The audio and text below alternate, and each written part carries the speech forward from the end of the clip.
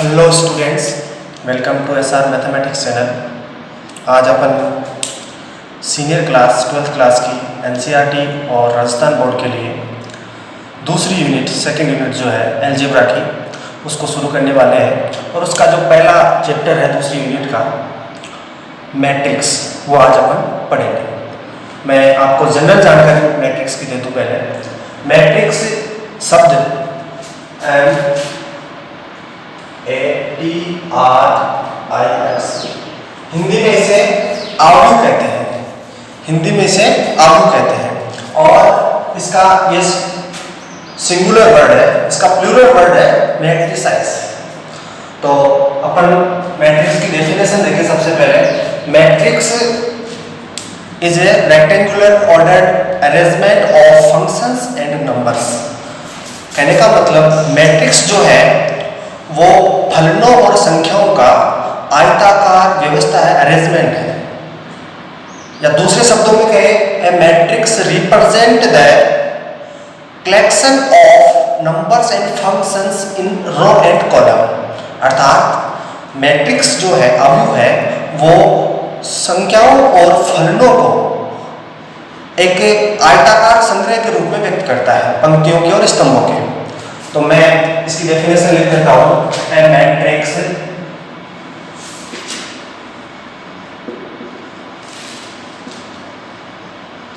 Represent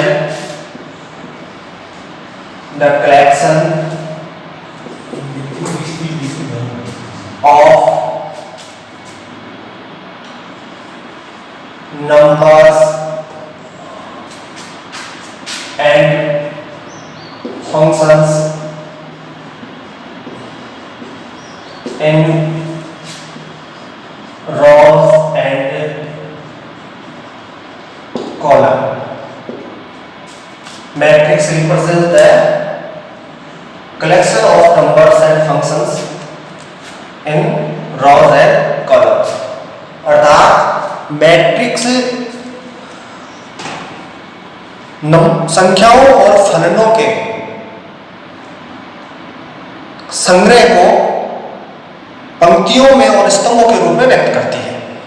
अब इसको अपन किससे इंडिकेट करते हैं, कैसे लिखते हैं, इसके बारे में थोड़ी जानकारी ले लेते हैं।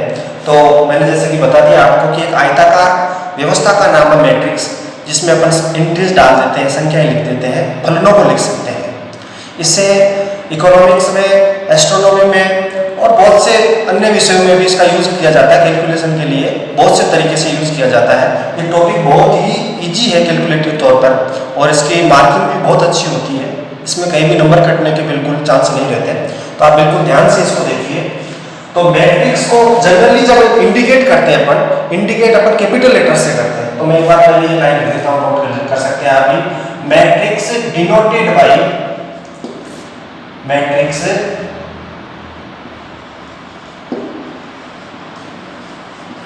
denoted by capital letters L, A, B, C, etc. Matrix को के बड़े अक्षरों से लिखते हैं, अंग्रेजी वर्णमाला के ABCD से। अब मैट्रिक्स किस तरह से लिखें, तो मैं एक उदाहरण लेता हूं, आपके लिए एग्जांपल लेता हूं। A इक्वल 1 2 3 4 5 6 एक मैट्रिक्स है। अब इस मैट्रिक्स में रो और कॉलम क्या होता है? जो हॉरिजॉन्टल एंट्रीज दिख रही है आपको, जो आपको हॉरिजॉन्टल एंट्री, क्षैतिज जो एंट्रीज है, उसकी जो लाइन है सीधी आड़ी लाइन जिसे कहें अपन, ये लाइन, ये रो कहलाएगी, पंक्ति कहलाएगी। और जो वर्टिकल लाइन दिख रही है, वर्टिकल एंट्री दिख रही है, ऊर्ध्वाधर लाइन जिसे कहते हैं, वो कॉलम कहलाएगा। तो पहली लाइन ये है, इसको अपन कहेंगे रो फर्स्ट। इसे R से इंडिकेट कर लेते हैं रो को, तो R1। और दूसरी लाइन को कहेंगे R2। अब ये कॉलम है, तो इस कॉलम को अपन C1 column first, C2 column second, और इसको कहेंगे C3 column third. Horizontal entries को रो 1, सेकंड को रो 2 और वर्टिकल एंट्रीज को लाइन को कॉलम 1, कॉलम 2 और कॉलम सेकेंड, ये इसकी जानकारी है। इसको इंडिकेट करने का यही मेथड है, ब्रैकेट में लिखते हैं। एक दूसरा मेथड और ऐसे भी लिख सकते हो आप, इसी को सेम 1 2 3 4 5 6, ये भी मैट्रिक्स को इंडिकेशन का मेथड ही है, आप इस रूप में भी लिख सकते हैं। लेकिन जनरली एनसीईआरटी बुक्स में अपन को इसी में ज्यादातर देखने को मिलेगा, तो आप इसी को देख पाएंगे। ये आगे हायर एजुकेशन में भी मिलती है, बाकी जनरली क्वेश्चन आ भी सकता है इस फॉर्म में, कोई दिक्कत नहीं, दोनों एक ही चीज है, दोनों तरह से अपन इंडिकेट कर सकते हैं। अब अपन चर्चा करते हैं मैट्रिक्स के ऑर्डर का। ऑर्डर क्या होगा मैट्रिक्स का? तो order of A matrix, order of A matrix. Order of A matrix क्या होता है? एक छोटा सा फॉर्मूला है, order of matrix equal R cross C। R cross C का मतलब रो क्रॉस कॉलम, पंक्ति गुणा स्तंभ। दूसरे रूप में इसको ऐसे भी लिख सकते हैं n cross n, it means a matrix has m rows and n columns, then their order will be m cross n। अगर किसी मैट्रिक्स में m पंक्तियां हैं और n स्तंभ है तो उसका ऑर्डर क्या होगा? m क्रॉस n, अर्थात R क्रॉस C फॉर्मूला होता है मैट्रिक्स के ऑर्डर का। इसे याद रखने का सीधा तरीका भी आप किसी से ऐड कर लेते हैं, तो रॉयल चैलेंजर्स आप देख लेंगे तो जिससे पता चल जाएगा ये रो है और ये कॉलम। फर्स्ट में अपन पंक्ति लिखेंगे, जितनी पंक्ति है वो लिखेंगे, और सेकंड में लिखेंगे कॉलम, और इसको मैट्रिक्स के इस नीचे वाले से लास्ट कोने पे लिखते हैं। इसको इंडिकेट करने का मेथड क्या है? जैसे इसकी मैट्रिक्स की आपको ऑर्डर लिखना है, तो A इक्वल आपके पास में ये मैट्रिक्स में ये लिख देता हूं 1 2 3 4 5 6। इसका ऑर्डर लिखेंगे इस लास्ट कोने पे लिखेंगे, इस लास्ट कोने पे। कितने रो है इसमें? फर्स्ट सेकंड, 2 रो है तो 2 रो लिख दीजिए, रो यार हो गया, और क्रॉस C वाला कितने कॉलम में? First second third 3। तो ये R क्रॉस C के अकॉर्डिंग, तो इसको तो मिटा देंगे, ये तो समझाने के लिए बताया था। अर्थात इसका ऑर्डर कितना होगा? 2 क्रॉस 3। कितना होगा ऑर्डर? 2 क्रॉस 3, अर्थात रो क्रॉस कॉलम, पंक्ति गुना स्तंभ। अब एक दो एग्जांपल अपन और देख लेते हैं छोटे छोटे।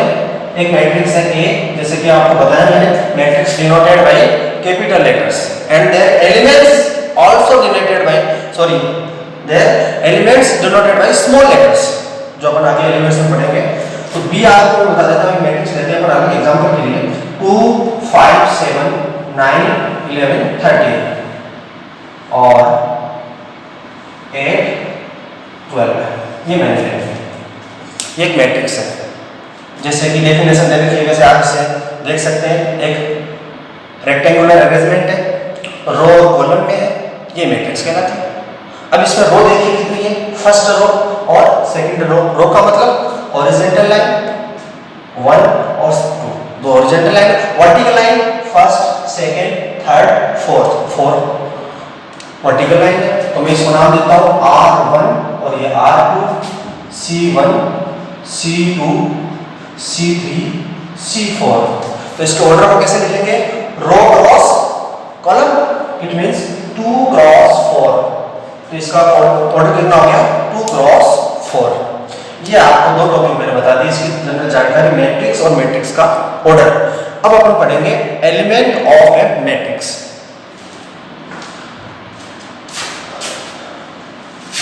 Element of A matrix, elements जो इंक्रीज की जाती है मैट्रिक्स में, वो इंक्रीज एलिमेंट कहलाते हैं। जिन इंक्रीज है वर्टिकल और हॉरिजॉन्टल आपने इंक्रीज देखी थी, वो एलिमेंट कहलाती है मैट्रिक्स की। तो एलिमेंट ऑफ मैट्रिक्स,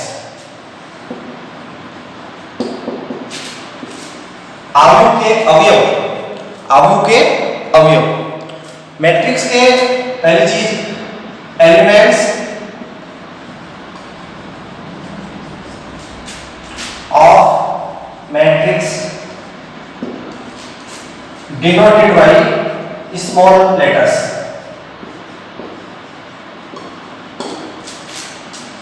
जैसे एक मैट्रिक्स है आपकी, इसको एलिमेंट्स के रूप में लिखें तो मैं देखता हूं A indicated by capital letter because then it is matrix.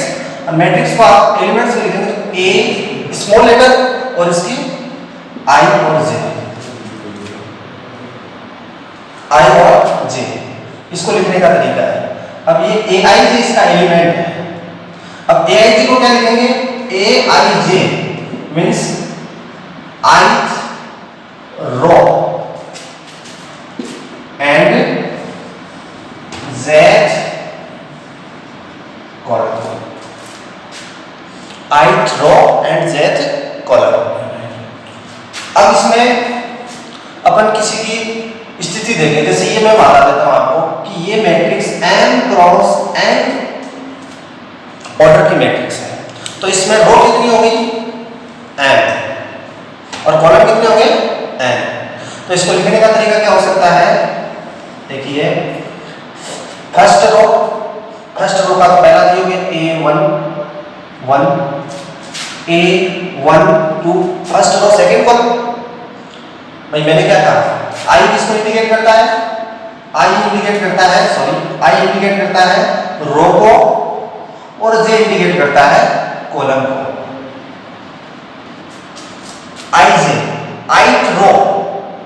ith रो का मतलब i नंबर की तो पंक्ति और j नंबर का कॉलम। तो यहाँ पर a11 है तो फर्स्ट नंबर की पंक्ति फर्स्ट नंबर का कॉलम, फर्स्ट नंबर की पंक्ति फर्स्ट नंबर का स्टेप। तो first row first column it means a11, first row first column, first row second column. इसी तरह से first row third column, first row fourth column. कितने column हो सकते हैं लास्ट, n कॉलम। कितने कॉलम हो सकते हैं, n कॉलम। तो it can be written as a1 और n तक चलते हैं इस तरह से। अब इसी तरह से आपके पास में a21 second row first column, second row second column, second row third column, second row fourth column. इसी हिसाब से ये चलता जाएगा a2n और ये अंतिम रूप से चलेगा। लास्ट जो आपकी रो है वो कौन सी है, m। हाईएस्ट कितनी रो है इसमें, m रो है n कॉलम। तो यहाँ पर am1 am2 so on am। It means इसका जनरल फॉर्म है मैट्रिक्स की एलिमेंट्स के फॉर्म में। इस तरह से अपन इसको इंडिकेट कर सकते हैं। मतलब i जो है वो तो रो को इंडिकेट करेगा और j है वो कॉलम को इंडिकेट करेगा, ध्यान रखना है। अब मैं इसका एक छोटा सा एग्जांपल और ले लेता हूँ आपके लिए।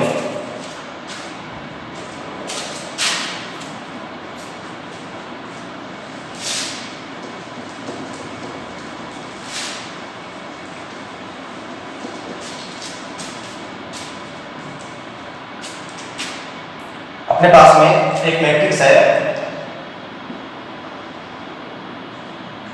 2 4 3 9। इस मैट्रिक्स के एलिमेंट्स को कैसे इंडिकेट कर सकते हैं, इसके एलिमेंट्स को इस तरह से इंडिकेट कर सकते हैं। ये element first row first column, it can be written a11। First one means बताया आपने aij मीन्स क्या होता है, i मीन्स रो और j मीन्स कॉलम। तो क्या हो गया a11 first row first column.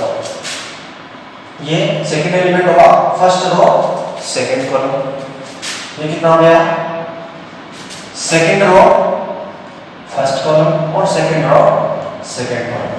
तो यहां से अपने निष्कर्ष निकला है कि a11 first row first column 2, first second row first column, first row second column और सेकंड रो सेकंड कॉलम, इनकी वैल्यू निकाल लेते हैं। देखिए यहां से आराम से फर्स्ट रो फर्स्ट कॉलम आई, देखिए यहां से इसकी कंपेयर कीजिए। आई मींस रो फर्स्ट और column first, first row first column, ये आ गया यहां का संगम स्तर 2। दूसरा first row second column, first row और सेकंड कॉलम ये आ गया संगम स्तर। तो फर्स्ट रो सेकंड कॉलम का एलिमेंट कौन सा है, 4। इसका 2 1 सेकंड रो फर्स्ट कॉलम 3 और लास्ट वाला सेकंड रो सेकंड कॉलम 9। इस तरह से एलिमेंट्स भी आपसे पूछते हैं कि कितने एलिमेंट्स होंगे। अब एक छोटी सी चीज़ हो रह जाती है इसके बाद में, मैंने आपको अभी तक बताया मैट्रिक्स की definition, rectangular arrangement of numbers and functions. इसके बाद में मैंने बताया order of matrix R cross C, मोटे तौर पर यही बातें ध्यान में रखनी है। उसके बाद में मैंने बताया आपको एलिमेंट्स को ए आई जैसे इंडिकेट करते हैं, आई रो को इंडिकेट करती है और जे कॉलम को इंडिकेट करता है, और उसी के अकॉर्डिंग आप इसको ए आई जी के रूप में इंडिकेट कर सकते हैं। इसका जनरल फॉर्म भी आपको मैं बता चुका हूँ। अब अपन चर्चा करते हैं इसकी आगे की छोटी सी स्टेप की, number of elements in any matrix. तो number of elements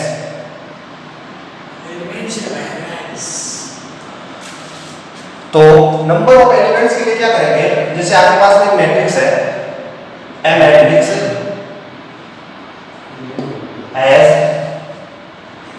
2 row and 3 column, then their elements will be, बताइए आप कितने एलिमेंट्स हो सकते हैं, विचार कीजिए, बिल्कुल सही जा रहे हैं आप। 2 रो और 2 कॉलम, तो इसको इंडिकेट करने का मेथड क्या है, ऑर्डर क्या है इसका, रो क्रॉस कॉलम, रो क्रॉस कॉलम, ये ऑर्डर का इंडिकेशन है। और इसको कैलकुलेट करके वैल्यू निकालेंगे, वो नंबर ऑफ एलिमेंट्स है 6। इसको कैलकुलेट करके इसकी वैल्यू निकालेंगे, वो क्या हो जाएगा, नंबर ऑफ एलिमेंट्स। जैसे आपके पास में ये अभी पीछे एग्जांपल देखा था आपने, इसमें 2 क्रॉस 2 का ये ऑर्डर है इसका, तो 2 क्रॉस 2 का एलिमेंट्स का रिजल्ट निकालेंगे तो क्या आएगा 4। तो 4 क्या होगा इसका, नंबर ऑफ एलिमेंट्स की वैल्यू होगी। ये इतनी जानकारी आपके पास में थी। अब मैं आपको आगे इसके थोड़ी सी छोटी छोटी जानकारियां और है, उसके बाद में अपन एक्सरसाइज शुरू करेंगे। इसमें सबसे अपन एक बार टाइप्स देख लेते हैं, कितने टाइप्स के मैट्रिक्स होते हैं। देखिए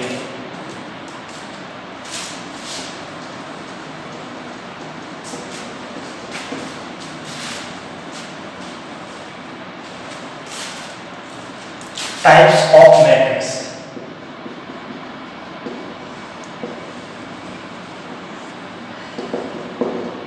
टाइप्स ऑफ मैट्रिक्स। सबसे पहला, जैसे इनके नेम है उसी के अकॉर्डिंग डेफिनेशन है। सबसे पहला है कॉलम मैट्रिक्स, हिंदी में कहे तो स्तंभ आव्यूह, हिंदी में कहे तो स्तंभ आव्यूह। स्तंभ हो जिसमें ओनली कॉलम हो, रो नहीं हो, ओनली कॉलम, तो क्या कहें कॉलम मैट्रिक्स। तो डेफिनेशन होगी ऐसा मैट्रिक्स जिसमें सिर्फ एक कॉलम हो और रो कितनी भी हो सकती हो, कॉलम मैट्रिक्स कहलाता है। A matrix said to be column matrix if it has only one column. A matrix is said to be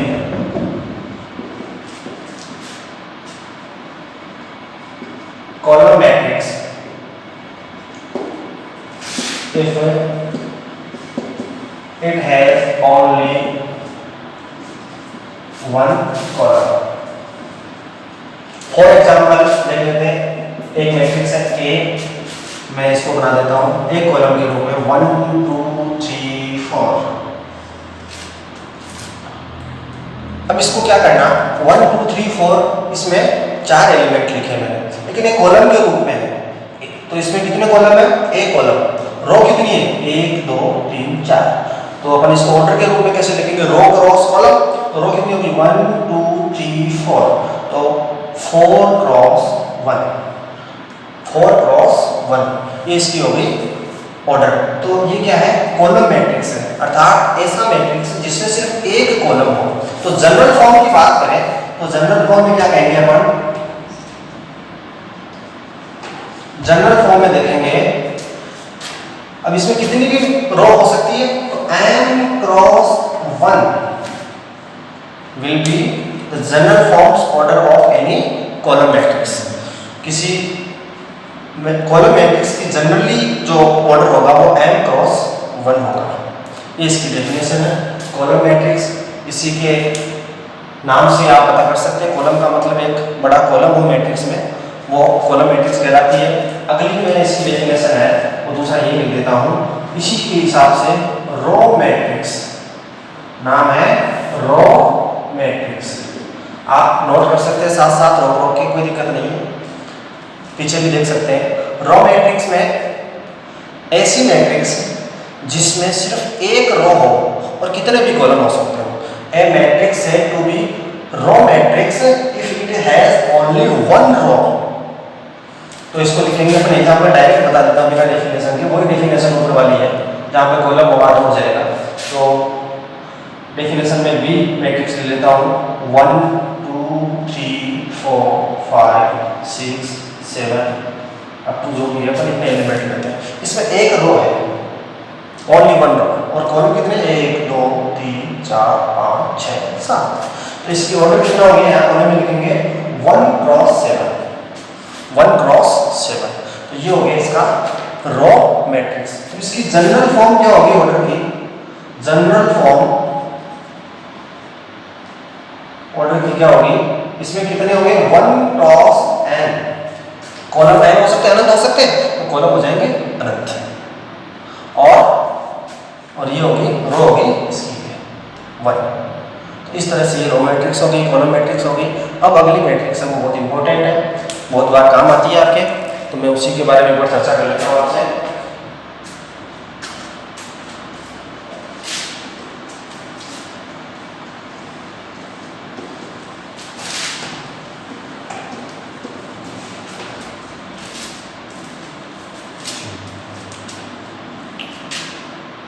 square matrix, वर्ग मैट्रिक्स जिसे कहते हैं स्क्वायर मैट्रिक्स। स्क्वायर मैट्रिक्स जैसे नाम है उसका वैसे ही वर्ग मैट्रिक्स जिसे कहें आप कहें, तो क्या इसकी डेफिनेशन हो सकती है, वर्ग मैट्रिक्स में रो और कॉलम की जो नंबर होते हैं वो इक्वल होते हैं, रो और कॉलम की नंबर इक्वल होते हैं। A matrix called square matrix if there number of row are equal to number of column, number of row are equal to number of columns। या हम दूसरी डेफिनेशन देना चाहे, a matrix A I J m cross n is said to be a square matrix if m equal n।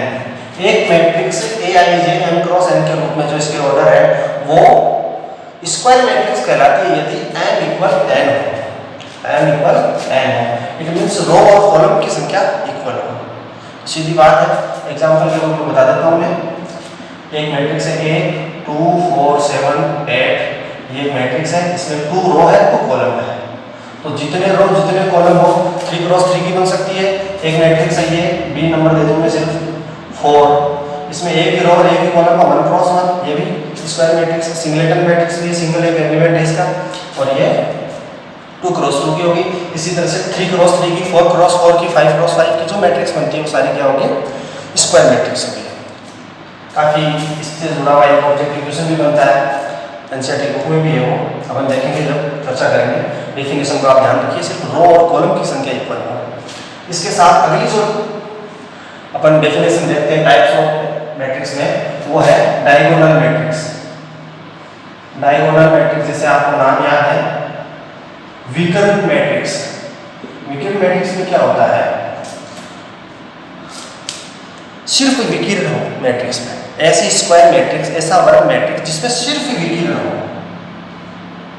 A square matrix said to be a diagonal matrix if all non diagonal elements are zero, all non diagonal elements are zero. जो diagonal के अलावा के जो सारे resting जो elements हैं वो सारे जीरो हो तो वो डायगोनल मैट्रिक्स कहलाती है। एग्जांपल के रूप में देख लेते हैं, सिर्फ डायगोनल हो 1 0 0 0 4 0 0 0 √3 4 जो भी है ये कहलाती है डायगोनल मैट्रिक्स। सिंपल बात है। हाँ, डायगोनल मैट्रिक्स होती सभी स्क्वायर मैट्रिक्स है, मतलब स्क्वायर मैट्रिक्स होना उसकी कंपलसरी कंडीशन है। तो मैं इसके रूप में थोड़ी सी बात ये कर सकता हूँ कि every diagonal matrix is a square matrix but their opposite are not always true. मतलब इसका जो प्रत्येक डायगोनल मैट्रिक्स है वो स्क्वायर मैट्रिक्स तो होती है, लेकिन प्रत्येक स्क्वायर मैट्रिक्स डायगोनल मैट्रिक्स हो ये किसकी गारंटी नहीं है, ये आवश्यक नहीं है। अब अगला इसका जस्ट इसी से जुड़ा हुआ है, क्योंकि स्क्वायर मैट्रिक्स और डायगोनल मैट्रिक्स में बहुत अच्छा कनेक्शन है। इसी के साथ जस्ट अगला इसका जो पार्ट है स्केलर मैट्रिक्स। स्केलर मैट्रिक्स आराम से देखिए, आप इन सबको कनेक्ट कर लीजिए, इजी रहेगा याद करने में। स्केलर मैट्रिक्स में क्या होता है, a diagonal matrix called as scalar matrix if their diagonals every element all elements are equal। अर्थात इसके डायगोनल मैट्रिक्स के सभी एलिमेंट्स इक्वल हो। डायगोनल मैट्रिक्स भी स्केलर मैट्रिक्स कहलाती है, लेकिन उसके एलिमेंट्स अलग अलग नहीं होकर इक्वल होते हैं तो वो स्केलर मैट्रिक्स कहलाती है। एग्जांपल के रूप में मैं बता दूं आपको, जैसे √3 0 0 0 √3 0 0 0 √3। ये सबसे पहले तो देखेंगे तो आप स्क्वायर मैट्रिक्स भी है ये, फिर डायगोनल मैट्रिक्स भी है, और बाद में तीसरी कंडीशन सेम होने वाली है, स्केलर मैट्रिक्स भी है। ठीक है, और इसी से रिलेटेड एक और मैट्रिक्स है, वो है आगे बताता हूं आइडेंटिटी मैट्रिक्स।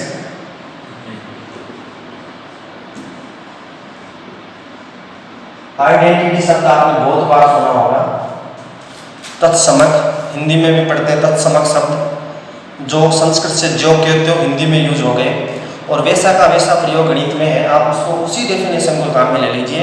तत्समक जो किसी से गुणा हो जुड़े तो वैसा का वैसा ही रिजल्ट लाए, सेम लाए, अपना कोई प्रभाव नहीं रखे, वो सभी आइडेंटिटी होता है।